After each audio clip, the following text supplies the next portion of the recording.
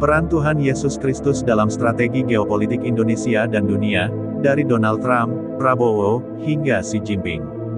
Oleh Christovita Wiloto, Chairman Strategik Indonesia. Gerbang masa strategis dunia.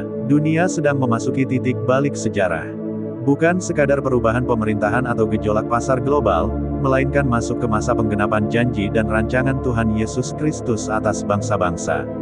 Dalam waktu yang hampir bersamaan, 3 peristiwa strategis meledak. Indonesia mencapai batas utang nasional, Amerika Serikat kehabisan ruang fiskal, dan China mengalami krisis internal besar-besaran di balik penahanan rumah Xi Jinping.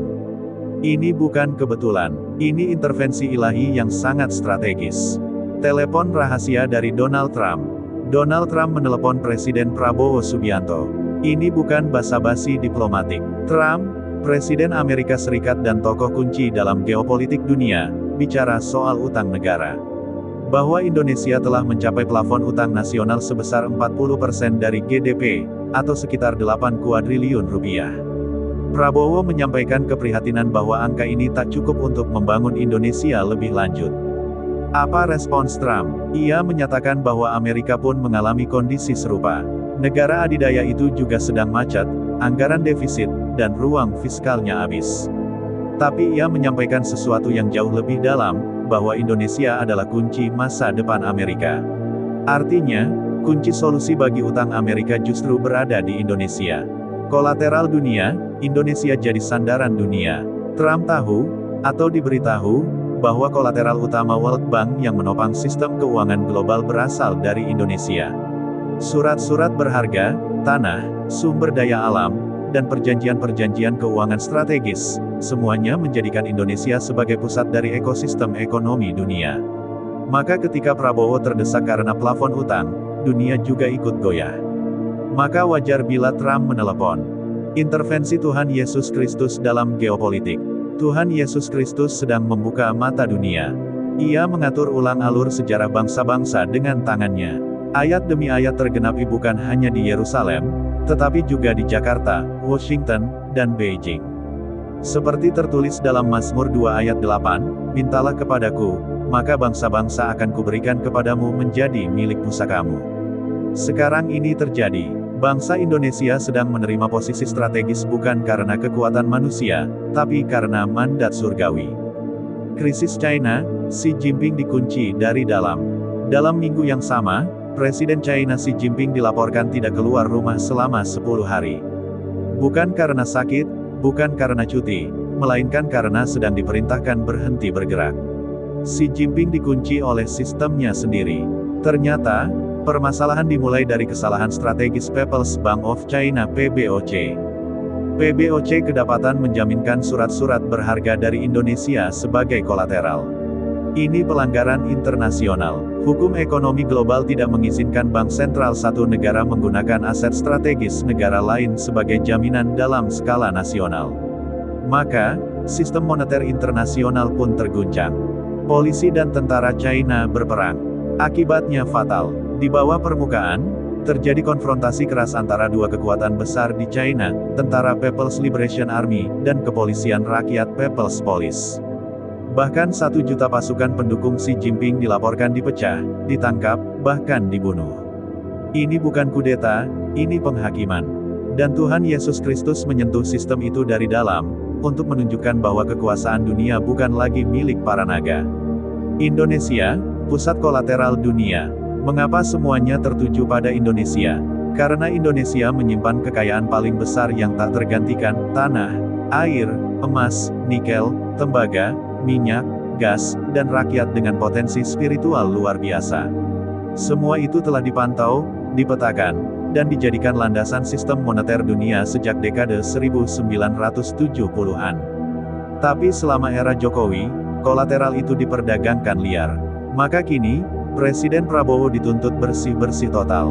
Prabowo dalam persimpangan ilahi. Prabowo bukan sekadar presiden. Ia sekarang sedang berdiri di tengah simpang jalan antara kehancuran dan kebangkitan global.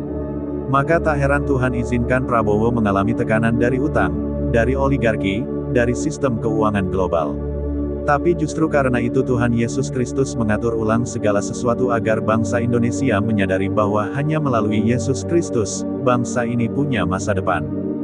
Dari Kejadian sampai Wahyu, ayat-ayat penggenapan.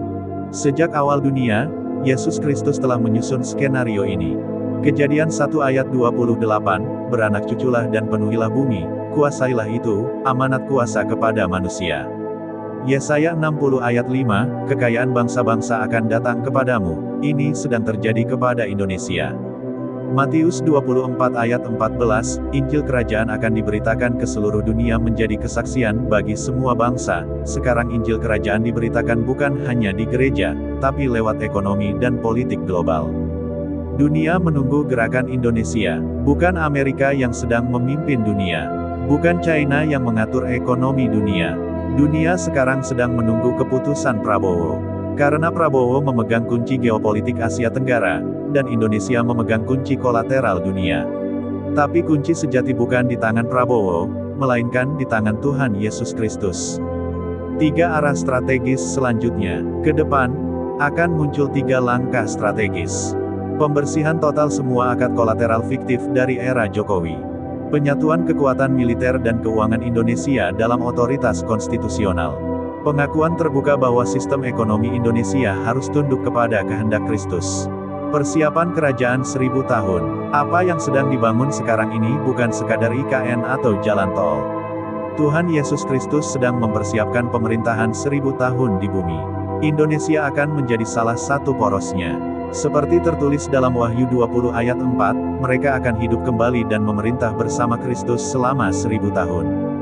Maka dari itu Prabowo, Trump, bahkan Xi Jinping, semuanya sedang dimobilisasi ke dalam garis besar rencana Allah. Kenapa Yesus tidak dulu turun sekarang? Karena sistem dunia harus dipreteli lebih dulu. Karena sistem utang, sistem bank, sistem ekonomi, bahkan sistem gereja masih terlalu terkontaminasi.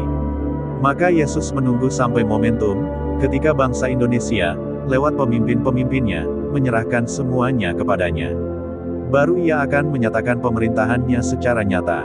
Saatnya bertindak, Indonesia harus bangkit. Jangan tunggu instruksi dari IMF. Jangan tunggu restu dari Amerika atau Cina. Sekarang saatnya Indonesia berkata, Tuhan Yesus Kristus adalah Raja kami.